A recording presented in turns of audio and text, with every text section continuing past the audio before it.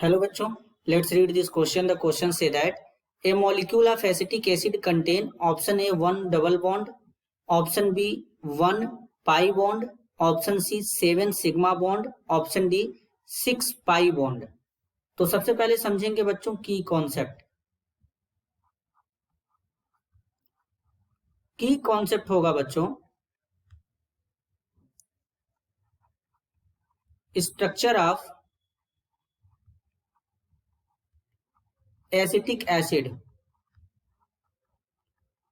तो सबसे पहले एसिटिक एसिड का स्ट्रक्चर बनाएंगे बच्चों। एसिटिक एसिड का फॉर्मूला होता है CH3COOH। जब इसका स्ट्रक्चर बनाएंगे तो कुछ इस तरीके से बनेगा।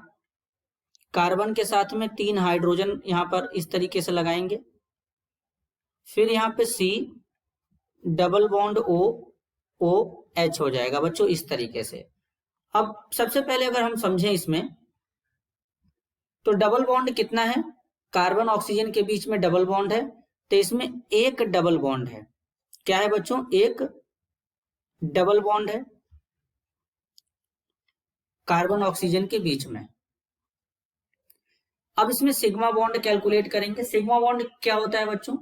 ऐसा बॉन्ड जो हेड टू हेड ओवरलैपिंग से बनता है उसे सिग्मा बॉन्ड कहते हैं। सिंगल बॉन्ड हमेशा सिग्मा होता है और डबल बॉन्ड में एक सिग्मा एक पाई, ट्रिपल बॉन्ड में एक सिग्मा दो पाई। तो ये सिंगल बॉन्ड है तो सिग्मा, ये भी सिग्मा, ये भी सिग्मा, ये भी सिग्मा। डबल बॉन्ड में एक सिग्मा एक pi, single bond sigma sigma. Total sigma कितना है? 1 2 3 4 5 6 7। 7 क्या है बच्चों?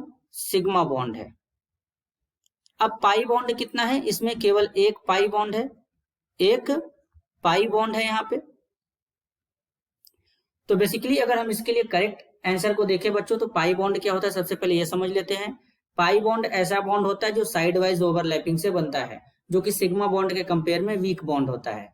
तो अब अगर हम देखें तो ऑप्शन ए में बोला गया है 1 डबल बॉन्ड, तो एक डबल बॉन्ड है बच्चों, तो ये भी करेक्ट होगा। ऑप्शन बी में बोला गया है 1 पाई बॉन्ड, एक पाई बॉन्ड है बच्चों, तो ये भी करेक्ट होगा। ऑप्शन सी में बोला गया है 7 सिग्मा बॉन्ड, यहाँ पर सिग्मा बॉन्ड 7 है बच्चों, तो ये भी बेसिकली क्या है? करेक्ट होगा। ऑप्शन डी में बोला गया है 6 पाई बॉन्ड, तो ये गलत हो जाएगा। तो 3 आंसर यहाँ पे करेक्ट होगा बच्चों, A B C। This is your answer. I hope you understood it well. All the best.